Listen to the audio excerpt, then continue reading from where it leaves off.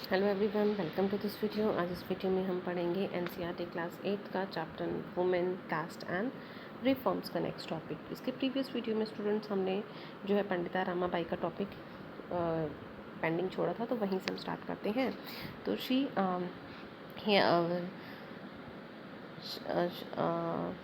her husband, she has to be right lot of things. She founded widows home at Pune, and she has to be yes, we have to be that she was oppressive towards women and wrote a book about miserable lives of upper caste of Hindu women।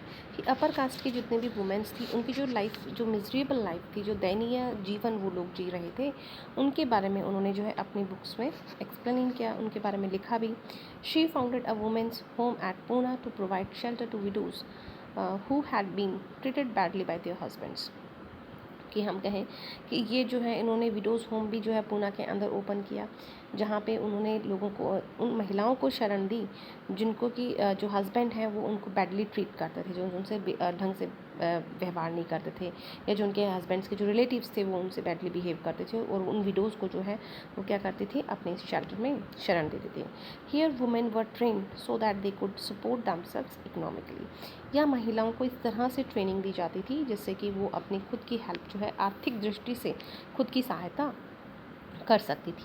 Needless to से all this more than alarm the Orthodox.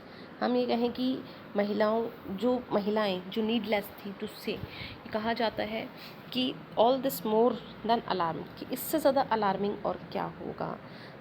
The Orthodox क्या मतलब है, जो रूढ़िवादी विचार होते हैं उनके लिए। For instance many Hindu nationalist felt that Hindu women were adopting western way and that this would corrupt Hindu culture and arrowed family values. कई सारे जो हमारे हिंदू जो नेशनलिस्ट हुए हैं, जो राष्ट्रीय लोग हुए हैं, बड़े लोग हुए हैं, उन्होंने ये माना है कि Hindu women were adopting western ways, कि भारतीय जो महिलाएं हैं वो पश्चिमी जो तौर तरीके हैं उनको अडॉप्ट कर रही हैं, and that this would corrupt Hindu culture, और इससे जो है हमारा जो हिंदू धर्म है, जो कल्चर है, जो संस्कृति है, वो करप्ट हो रही है, वो भ्रष्ट हो रही है। एंड अरॉड फैमिली वैल्यूज़, और इससे परिवार की जो वैल्यूज़ हैं, जो उसकी हम ये कहें जो उसकी इम्पॉर्टेंस है, वो ख़त्म हो रही है। ऑर्थोडॉक्स मुस्लिम और जो रूढ़िवादी मुस्लिम लोग थे, पर also worried about the impact of these changes, वो भी इन बदलावों से क्या थे, चिंतित थे। As you can see by the end of the 19th century, जैसा कि आप देख सकते हैं कि 19वीं शताब्दी के अंत तक women themselves were actively working for reform. महिलाएं खुद बदलाव के लिए सामने आने लगी। दे रोट बुक्स, उन्होंने किताबें लिखना शुरू किया। एडिटेड मैगजीन्स छापी। फाउंडेड स्कूल बनाए एंड ट्रेनिंग सेंटर्स महिलाओं के लिए खोले एंड सेटअप वुमेन्स एसोसिएशन और महिला संघ का निर्माण उन्होंने किया। From the early 20th century, 20वीं शताब्दी की शुरुआत में, they formed political pressure groups to push through law for female suffrage, right to vote and better health care and education. हम कहें कि 20वीं शताब्दी की शुरुआत में ही महिलाओं ने जो है एक अपना राजनीतिक प्रेशर इस तरह का जनता पे डाला, पुरुषों पे डाला, कि उनको जो है फीमेल सफ्रेज मिलना चाहिए, कि वोट डालने का अधिकार जो है वो महिलाओं को मिलना चाहिए, और बेटर हेल्थ फैसिलिटीज़ उनको मिलनी चाहिए, शिक्षा उनको मिलनी चाहिए। Some of them join various kinds of nationalist and socialist movement from 1920। और 1920 तक हम कहें कि बहुत सी महिलाओं ने इस तरह के जो राष्ट्रीय और सामाजिक जो आंदोलन थे उनमें हिस्सा लिया।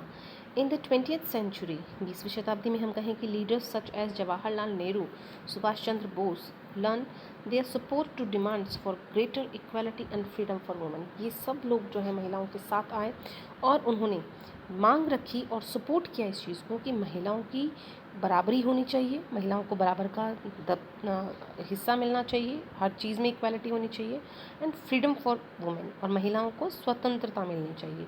Nationalist leaders promised that there would be full suffrage for all men and women after independence. जितने भी हमारे राष्ट्रीय जो नेता थे, लीडर्स थे, उन्होंने ये इस बात की प्रॉमिस की, इस बात की उन्होंने वादा किया कि आज़ादी के बाद हर महिला और हर पुरुष को वोट डालने का अधिकार दिया जाएगा। However till then they ask women to concentrate on the anti British struggle.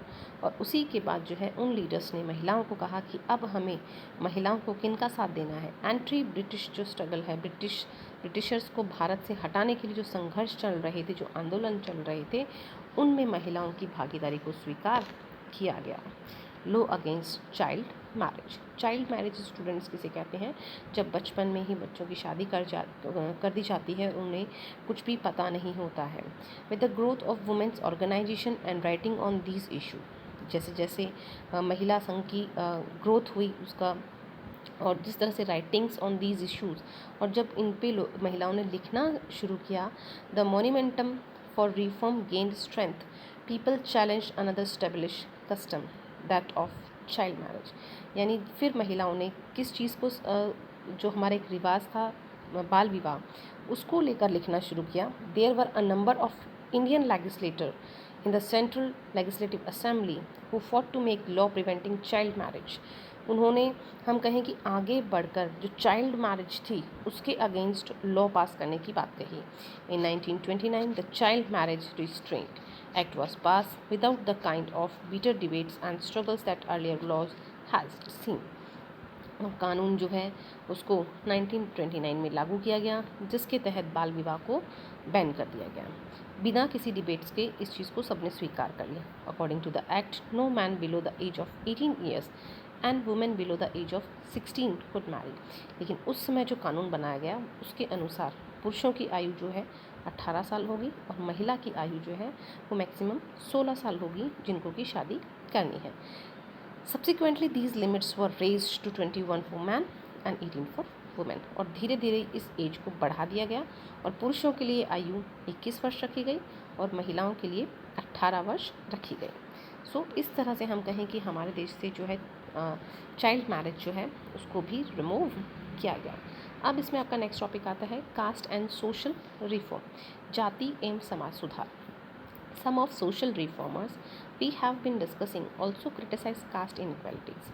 कि जिस तरह से हमने जो समाज सुधारकों की बात की है उसी के साथ में अगर हम डिस्कस करें एंड हम आलोचना करें कास्ट इनइक्वालिटीज़ की, जो जाति को लेकर जो असमानताएं हमारे समाज में विद्यमान थी उनके बारे में। तो Ram Mohan Roy translate an old Buddhist text that was critical of caste. यानी राम मोहन रॉय जो थे उन्होंने बुद्ध का जो एक टेक्स्ट था उसको ट्रांसलेट किया जिसके अंदर आलोचना की गई थी जातियों को लेकर। यानी जाति के ऊपर जो हम इनइक्वालिटी जो यूज़ करते हैं या भेदभाव जो यूज़ करते हैं, असमानता का जो इस्तेमाल करते हैं, उसके against. The Prarthana Samaj added to the tradition of bhakti that believe in spiritual equality of all cast.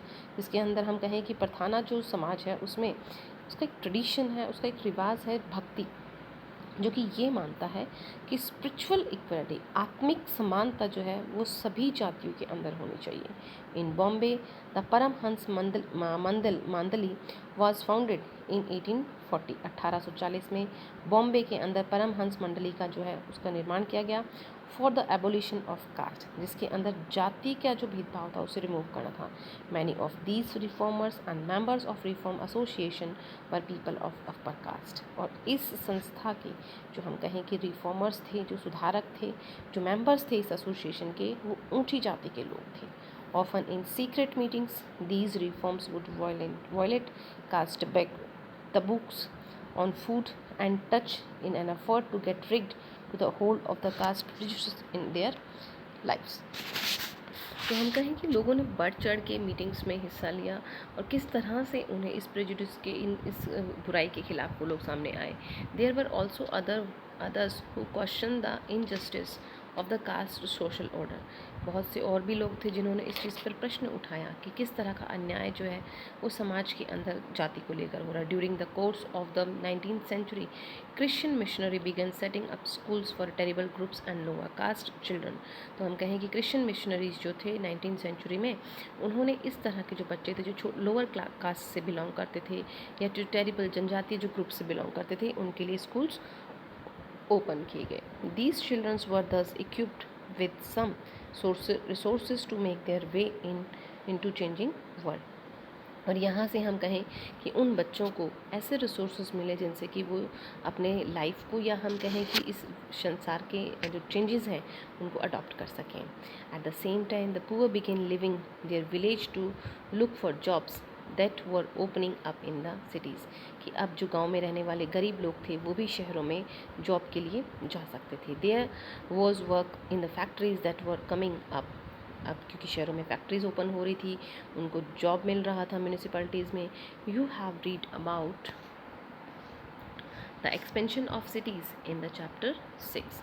Chapter 6 में हम जो शहरों का विकास हुआ था, एक्सपेंशन हुआ था, उसके बारे में ऑलरेडी स्टडी कर चुके हैं। Think of the new demand of the labour this created, क्योंकि जैसे जैसे शहरों का निर्माण हो रहा था, शहरों की डेवलपमेंट हो रहा था, वहाँ पे फैक्ट्रीज इस्टेब्लिश हो रही थी, इंडस्ट्रीज इस्टेब्लिश हो रही थी, वहाँ पे लेबर की ज़रूरत थी। ड्रेन्स हैड टू बी डग, हम कहें कुएँ खोदने के लिए, नालियाँ खोदने के लिए, रोड बनाने के लिए, बिल्डिंग्स कंस्ट्रक्ट करने के लिए, सिटी को क्लीन करने के लिए। This required coolies, diggers, carriers, bricklayers, sewage cleaner, sweeper, plank killer, bearers, rickshaw pullers. तो यहाँ पे बहुत से लोगों की क्या थी, लेबरर्स की ज़रूरत थी। Where did this labour come from, तो ये लेबर, ये मज़दूर आए कहाँ से। The poor from the village and small town, गरीब लोग जो गाँव से थे, जो छोटे छोटे शहरों से थे, और जो लो कास्ट के लोग थे, being moving to the city, वो शहरों की ओर जाने लगे।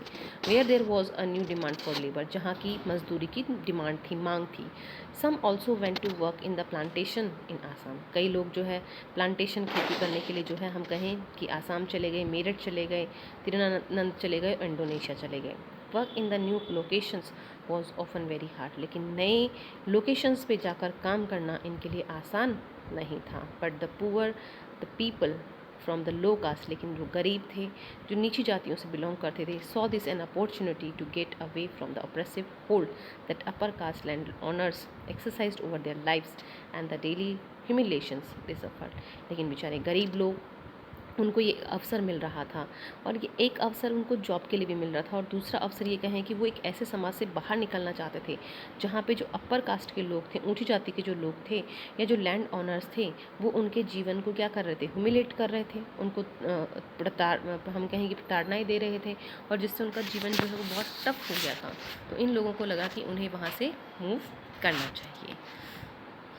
हु कुड प्रोड्यूस शूज़, जूते कौन बनाता है। Leather workers have been traditionally held in the contempt since they work with dead animals which are seen as dirty and polluting। कि लेदर वर्कर्स जो होते हैं, चमड़े का काम करने वाले जो लोग होते हैं, ट्रेडिशनली अगर हम उनको देखें तो वो इस काम को करते आए हैं। मरे हुए जानवरों के साथ में उनको डील करनी पड़ती है, जो कि बहुत ही गंदा और पॉलिटिंग, बदबूदार काम होता है। During the first world war, पहले विश्व युद्ध के दौरान, however there was a huge demand for shoes for the armies, क्यों आर्मीज़ के लिए जो है शूज़ की बहुत ज़्यादा डिमांड थी।